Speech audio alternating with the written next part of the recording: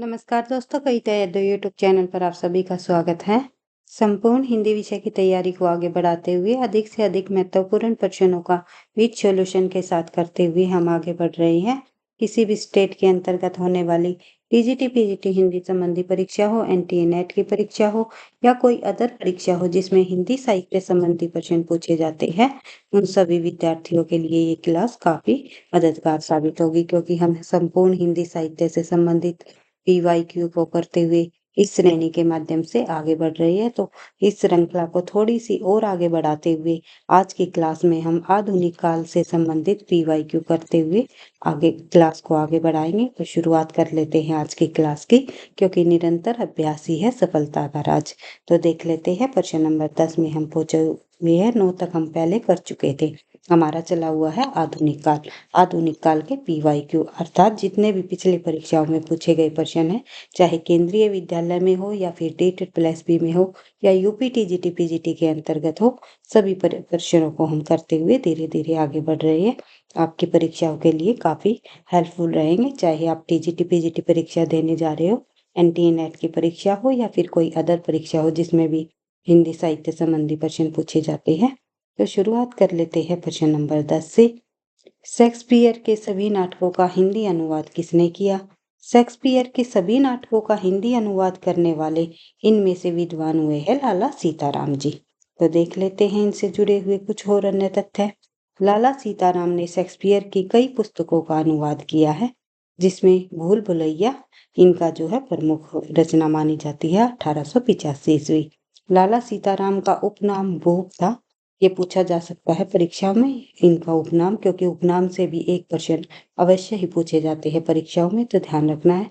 इन्होंने दोहा चौपाई में अवधी भाषा का, धनाक्षरी सवैया में ब्रज भाषा का और गद्य में खड़ी बोली का प्रयोग किया है। इनका एक ग्रंथ अयोध्या का इतिहास बहुचर्चित है। इनकी प्रसिद्ध कुछ कविताएं भी जो है काफी प्रसिद्ध हुई है, जैसे बेर गिया नाला, ये कविता जो है इनकी काफी प्रसिद्ध हुई है लाला सीताराम जी की। आगे बढ़ते हैं, नेक्स्ट प्रश्न देख लेते हैं। प्रश्न नंबर 11 में पूछा गया है कि गोल्ड स्मिथ की कीर्ति ट्रेवलर का अनुवाद किसने किया? गोल्ड स्मिथ की जो कीर्ति है, अंग्रेजी लेखक हुए हैं गोल्ड स्मिथ जी। उनकी कीर्ति ट्रेवलर का जो अनुवाद करने वाले हिंदी में प्रमुख रूप से माने जाते हैं श्रीधर पाठक जी। इन्होंने गोल्डस्मिथ की ट्रेवलर का हिंदी में अनुवाद किया, और किस नाम से किया? वो किया है इन्होंने श्रांत पथिक। ये आप ध्यान रखना है, श्रांत श्रांत पथिक नाम से इन्होंने किया है, तो ध्यान रखना है। देख लेते हैं इससे जुड़े हुए। श्रीधर पाठक जी ने कालिदास जी द्वारा रचित एक तो रचना है इनकी कालिदास की ऋतु संहार का, और गोल्डस्मिथ की ग्रीथ हर्मिट डेंटेज द ट्रेवलर काव्य अनुवाद जो है एकांतवासी योगी उज्जड ग्राम और श्रांत पथिक नाम से इन्होंने किया है। अर्थात कहने का मतलब ये है कि श्रीधर पाठक जी द्वारा जो अनुवाद किया गया गोल्डस्मिथ की रचनाओं का, एक जो डेजेंट जो रचना है उनकी, उसका अनुवाद उन्होंने जो है उज्जड ग्राम से किया है, ध्यान रखना है। और द ट्रेवलर का जो अनुवाद है उन्होंने श्रांत पथिक नाम से किया है। तो सभी का आपको याद रखना है। एकांतवासी योगी का जो अनुवाद उन्होंने हर्मिट जो रचना है उनकी एकांतवासी योगी नाम से उन्होंने अनुवाद किया है। तो तीनों रचनाओं को आपको ध्यान रखना है, क्योंकि ये परीक्षाओं में बार बार पूछी जाती है। किसी भी रचना का अनुवाद पूछ लेते हैं कि किस नाम से किया है, तो सभी को आपको बार बार रिवाइज करते हुए चलना है। इन्हीं प्रश्नों में से आपको परीक्षा में काफी सारे प्रश्न देखने को मिलेंगे, ये भी आपको ध्यान रखना है, क्योंकि बार बार पिछली परीक्षाओं में पूछे गए प्रश्न को ही परीक्षाओं में पूछा जाता रहा है। अब तक 50% प्रश्न आपको इन्हीं प्रश्नों में से देखने को मिलेंगे। आपके लिए काफी हेल्पफुल प्रश्न रहेंगे। अगर वीडियो आपको पसंद आती है, प्लीज आप इनको लाइक करते हुए चलो, साथ में एक अच्छा सा प्यारा सा कमेंट भी कर देना, क्योंकि इससे मुझे नेक्स्ट क्लास बनाने का मोटिवेशन भी मिलता रहता है। देख लेते हैं प्रश्न नंबर 12। प्रश्न नंबर 12 में पूछा गया है भारतेंदु का खड़ी बोली में रचित कविताओं का संग्रह किस नाम से प्रसिद्ध है? भारतेंदु जी का खड़ी बोली में रचित कविताओं का संग्रह जो है हमें फूलों का गुच्छा नाम से पता है कि ये काफी प्रसिद्ध हुआ है। खड़ी बोली में जो लिखा गया कविता संग्रह फूलों का गुच्छा, तो ये आपको ध्यान रखना है। आगे बढ़ते हैं। भारतेंदु जी द्वारा रचित खड़ी बोली में रचित कविताएं फूलों का गुच्छा नामक काव्य ग्रंथ में संग्रहित है। हिंदी साहित्य के इतिहास में भारतेंदु हरिश्चंद्र को आधुनिक हिंदी के प्रणेता, महापिता व प्रवर्तक के रूप में माने जाते हैं। और भारतेंदु जी का जन्म पूछ लिया जाए तो 1850, जो मृत्यु इनकी 1885 ईस्वी। मात्र 35 वर्ष की अल्पायु में ही जो है ये हिंदी साहित्य जगत में काफी प्रसिद्ध हो गए थे। इन्होंने नाटक, निबंध, कहानी, लगभग सभी हिंदी की जितनी भी साहित्यिक विधाएं है उन पे सभी पर अपनी लेखनी चलाई। ये आपको पता है, तो बार बार इनकी रचनाओं को हम पढ़ते हैं हिंदी साहित्य के अंतर्गत। और परीक्षा में भारतेंदु जी से संबंधित एक या दो पर जो है रचनाएं तो अवश्य ही पूछी जाती है। आगे बढ़ते हैं, प्रश्न नंबर 13 देख लेते हैं। निम्नलिखित में से भारतेंदु कालीन कवि कौन है? भारतेंदु कालीन कवि इनमें से कौन है, ये आपको बताना है। तो देख लेते हैं। भारतेंदु कालीन कवियों में भारतेंदु हरिश्चंद्र जी, प्रेमघन, प्रताप नारायण मिश्र जी और अंबिका दत्त व्यास, ये भारतेंदु मंडल के कवि है। आंसर हो जाएगा हमारा ए।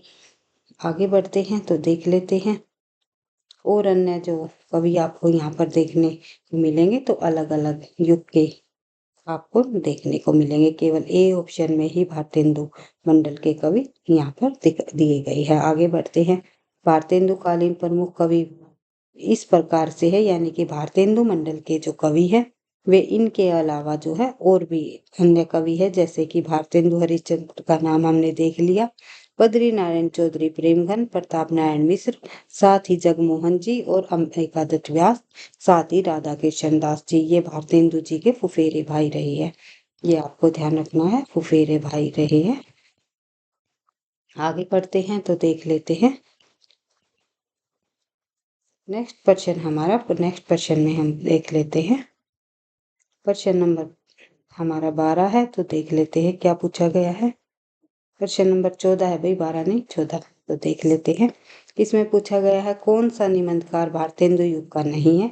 अभी हमने भारतेंदु मंडल के कवियों को देखा तो उसमें देखा था बालकृष्ण भट्ट जी का नाम आता है, प्रताप नारायण मिश्र जी का नाम आता है और साथ ही जो है श्रीनिवास दास जी भी भारतेंदु मंडल के ही कवि है। तो एक निबंधकार है भाई, निबंधकार पूछा हुआ है तो, लेकिन जो है बाल मुकुंद गुप्त जी है ये भारतेंदु युग के नहीं है। तो बाल मुकुंद गुप्त आपको पता ही है द्विवेदी युग के अंतर्गत आते हैं और द्विवेदी युग के अंतर्गत एक प्रमुख निबंधकार के रूप में हमने पढ़ने को मिला है। बात करते हैं बाल मुकुंद गुप्त की रचनाओं का, तो कई बार परीक्षाओं में पूछी गई ये रचना है। एक है इनकी रचना शिव शंभू का चिट्ठा और दूसरी है चिट्ठे और खत, जो कि बार बार परीक्षाओं में रिपीट होती रहती है। तो आपको ध्यान रखना है बाल मुकुंद गुप्त की जो रचना है शिव शंभू का चिट्ठा, चिट्ठे और खत। द्विवेदी युग के प्रमुख निबंधकार महावीर प्रसाद द्विवेदी, गोविंद नारायण मिश्र जी और माधव प्रसाद मिश्र मिश्र बंधु, गोपाल राम गहमरी, सरदार पूर्ण सिंह, चंद्रधर शर्मा फुलेरी आदि जो है ये द्विवेदी युग के अंतर्गत आने वाले प्रमुख कवि है। भारतेंदु मंडल के कवि, द्विवेदी युग के कवि, इन कवियों को आपको बार बार रिवाइज करते रहना है क्योंकि यहाँ से एक प्रश्न अवश्य ही परीक्षाओं में पूछा जाता है। आगे बढ़ते हैं। अन्य महत्वपूर्ण तथ्य जब हम देखें तो भारतेंदु युग के जो प्रमुख निबंधकार है उनमें शामिल है भारतेंदु हरिश्चंद्र जी, बालकृष्ण भट्ट जी, प्रताप नारायण मिश्र जी, राधा कृष्ण गोस्वामी, बद्री नारायण चौधरी प्रेमघन, लाला श्रीनिवास दास जी, जगमोहन सिंह, ये सभी जो है भारतेंदु मंडल के अंतर्गत आते हैं। आगे बढ़ते हैं। नेक्स्ट प्रश्न है हमारा प्रश्न नंबर 15। भारतेंदु ने अपना बलिया वाला ऐतिहासिक व्याख्यान दिया था, कब दिया था, किस सन में दिया था, तो ये आपको बताना है। तो आंसर हो जाएगा हमारा 1884 ईस्वी। 1884 ईस्वी में इन्होंने बलिया वाला साहित्य ऐतिहासिक व्याख्यान दिया था, जिसमें देख लेते हैं हिंदी साहित्य में रुचि रखने वालों के लिए दरदरी मेले का एक खास ऐतिहासिक महत्व है। भारतेंदु हरिश्चंद्र ने नवंबर 1884 ईस्वी में यहाँ एक व्याख्यान दिया था जिसे बलिया व्याख्यान या बलिया का भाषण नाम से जाना जाता है। तो ये आपको ध्यान रखना है। आगे बढ़ते हैं। तो यही व्याख्यान जो है भारतवर्ष की उन्नति कैसे हो सकती है शीर्षक से हरिश्चंद्र चंद्रिका में दिसंबर 1884 ईस्वी में प्रकाशित हुआ। तो आपको ध्यान रखना है इन सभी पॉइंटों का, इम्पोर्टेंट है परीक्षा की दृष्टि से। किसी भी प्रकार से प्रश्नों को घुमा फिरा कर पूछा जा सकता है। आगे बढ़ते हैं। प्रश्न नंबर 16 देखते हैं। समस्या पूर्ति किस युग की विशेषता है? तो समस्या पूर्ति आपको पता ही है, ये भारतेंदु युग की विशेषताएं हैं। समस्या पूर्ति भारतेंदु युग की काव्य शैली थी। उनके मंडल के जो कवि है विविध विषयों पर तत्काल समस्या पूर्ति किया करते थे। राम कृष्ण वर्मा, प्रेमघन आदि जो है कवि तत्काल समस्या पूर्ति के लिए प्रसिद्ध है। यानी कि तत्काल समस्या यानी कि उस समय में जो समस्याएं चली हुई थी, समाज में फैली हुई थी, उन पर जो है वे कविताएं रचते थे। भारतेंदु कालीन कविता की जो मुख्य विशेषता है, देशभक्ति, राष्ट्रीय भावना, जनवादी विचारधारा, प्राचीन परिपाटी की कविता, कलात्मकता का अभाव, काव्य में ब्रजभाषा का प्रयोग, हास्य व्यंग्य व समस्या पूर्ति तथा प्राचीन छंद जो है भारतेंदु युग के अंतर्गत जो है लिखी जाने वाली कविताओं की प्रमुख विशेषताएं रही हैं। आगे बढ़ते हैं। ये पूछ लिया जाता है कि निम्नलिखित में से भारतेंदु युग की विशेषता कौन सी है या कौन सी नहीं है, तो सभी को आपको रिवाइज करते रहना है। आगे बढ़ते हैं। तो भारतेंदु युग के नाटककार है। भारतेंदु युग के अंतर्गत जो नाटककार है वे नाम आता है सबसे ज्यादा श्रीनिवास दास जी का।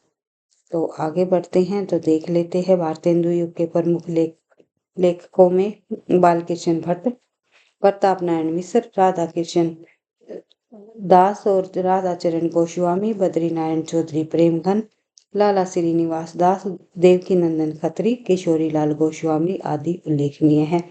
हिंदी, उर्दू, संस्कृत, फारसी, अंग्रेजी आदि भाषाओं का समान अधिकार रखने वाले लाला श्रीनिवास दास जी को हिंदी के आधुनिक ढंग का पहला उपन्यास परीक्षा गुरु लिखने का जो है गौरव प्राप्त हुआ है।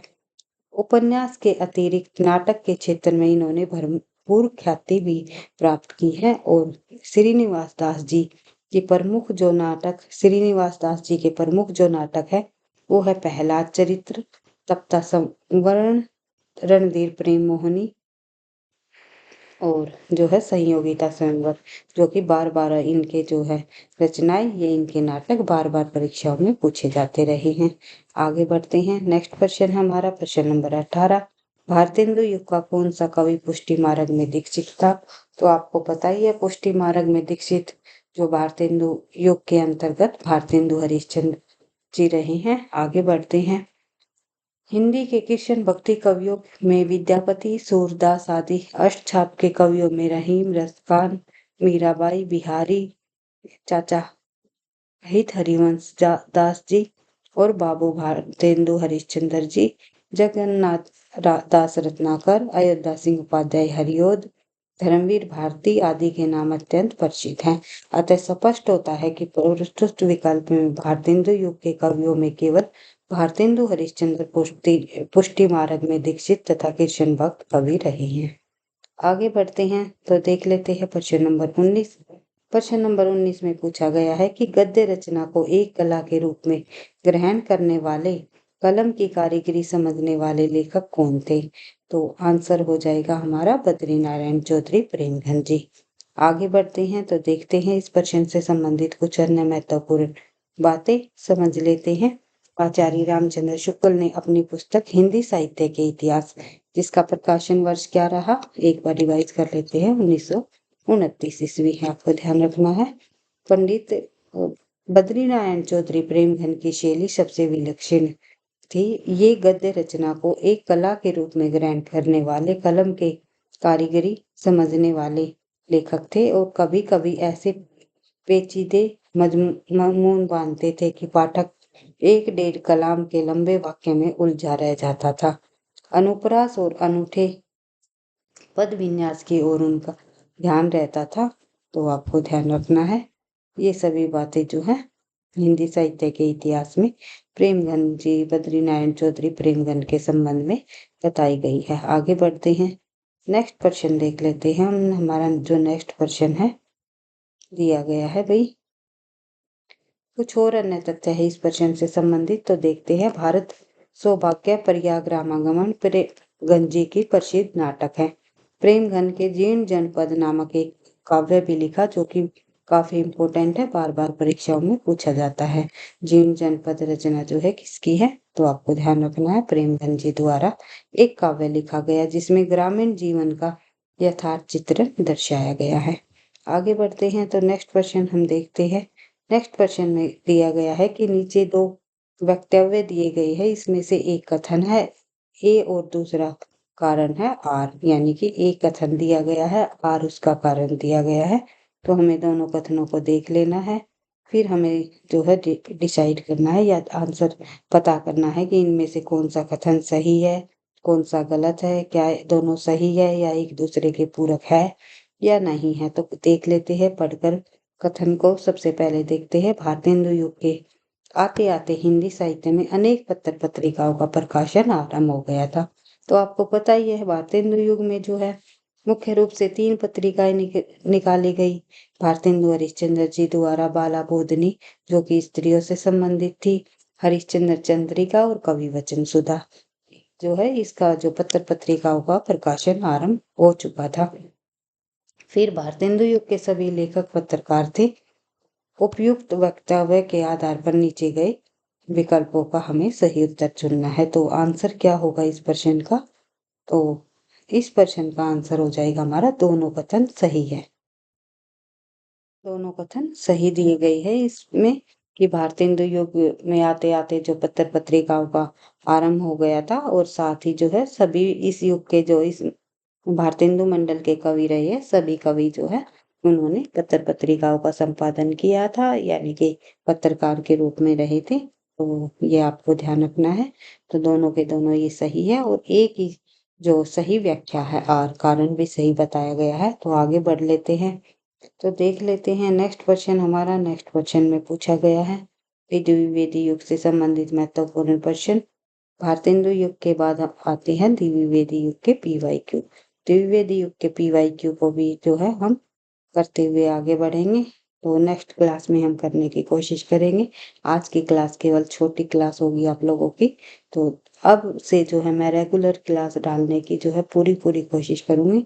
PYQ को हम जो है जल्दी से कंप्लीट करके फिर प्रैक्टिस सेट को भी करते हुए इसी तरह अधिक से अधिक प्रश्नों का विद सॉल्यूशन के साथ अभ्यास करते हुए अपनी तैयारी को आगे बढ़ाएंगे। तो वीडियो पसंद आई तो लाइक करना, दोस्तों के साथ शेयर करना, चैनल पर पहली बार हो तो सब्सक्राइब कर लेना, पढ़ते रहना, आगे बढ़ते रहना। थैंक यू, धन्यवाद।